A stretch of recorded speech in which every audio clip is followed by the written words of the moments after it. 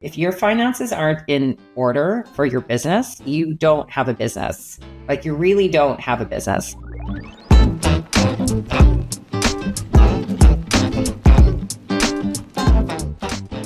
So I want to pivot ever so slightly into the world of financial management. And how would you say your approach to financial management has also evolved, when you first started to where you are now?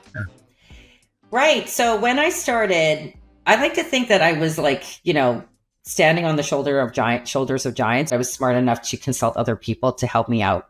So, and I read a lot of books. I had a lot of mentors along the way. And what I did know is you needed to have your money in order. Like I knew that. But I actually think early on, I thought I knew how to read a balance sheet. I thought I knew how to read an income statement. And I hired a bookkeeper. I believe I hired one pretty much right away. And I had hired an accountant, and I thought I was off to the races. But what I didn't realize is that I actually don't know if I took it seriously enough. I know that sounds really weird and maybe a little naive and immature, but I don't think I really realized this true connection of if your finances aren't in order for your business, you don't have a business. Like, you really don't have a business. So my whole journey with that was nobody told me until much later on that there was a full team that I needed and full functions within my company, not just my tax accountant, not just my accountant.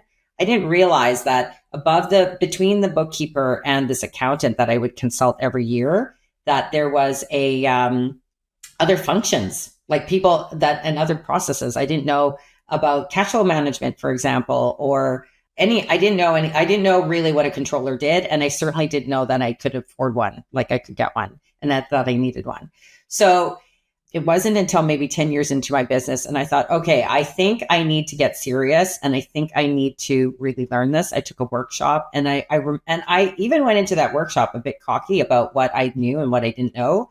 And I think it was 5 minutes in, she showed something on the balance sheet that I actually didn't know. I was embarrassed to say that I didn't know something on this balance sheet, or the way my own income statement was set up. And then I was like, I have something to learn. And then it just kicked off like more. And actually, I'll say, Mark, as soon as I got serious about managing my finances and investing into people to help me, that is actually when my business took off. It is exactly precisely that. It was almost like a deciding that the business was going to be successful and it was time to invest in the backbone of the business. And that's when it took off. So I'd love if you could share an example of a financial win.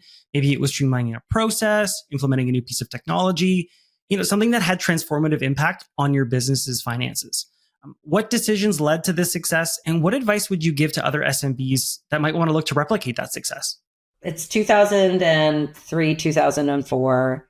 We decide that we're going to launch basically an indoor cycling studio for amateur cyclists. This was during a time when road cycling was barely a thing. Like, people weren't really doing it, not like they are now. And so we were a bit ahead of our time, to be frank.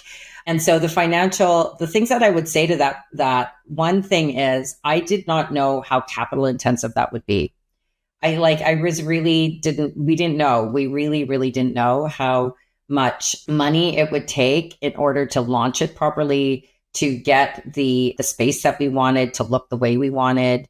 And then we actually didn't sort out how much runway we needed. So how much time we needed from that initial investment in order for us to, turn a profit.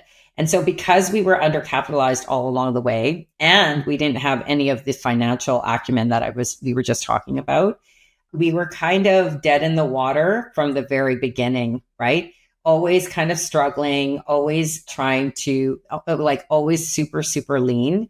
And so that's what I would say to small businesses is it can be sometimes scary how much money you need in order to launch a venture. But if you look at the stark reality of that, it ought to give you the information and data that you need in order to make appropriate decisions about what you want to do with the business, whether that be raising more money, whether that be, making different operational decisions or different decisions about how you might execute, or maybe not not maybe moving on and doing something else. It might make you do that. And actually, I've witnessed this several times because I'm on, as I said, several leadership teams. So I sit shoulder to shoulder with various CFOs and controllers and things like this. And if a business isn't doing well, a controller will tell you, it'll tell you, hey, we've just spent $500,000 and we only brought in 4 million or 400,000 this past month. Like, that's a problem. We got to do something. So when a controller or somebody or numbers are simply telling you you're not making a profit, you've got to face it. And it's just data. It really is just data. And so if you treat it like data and then take action with that data, then you're going to be better off. I have actually seen many, many small business owners just crawl away and want to hide when they see things like that. And that is absolutely not what you want to do. You don't want to do that. You want to actually face that stark reality and start taking action.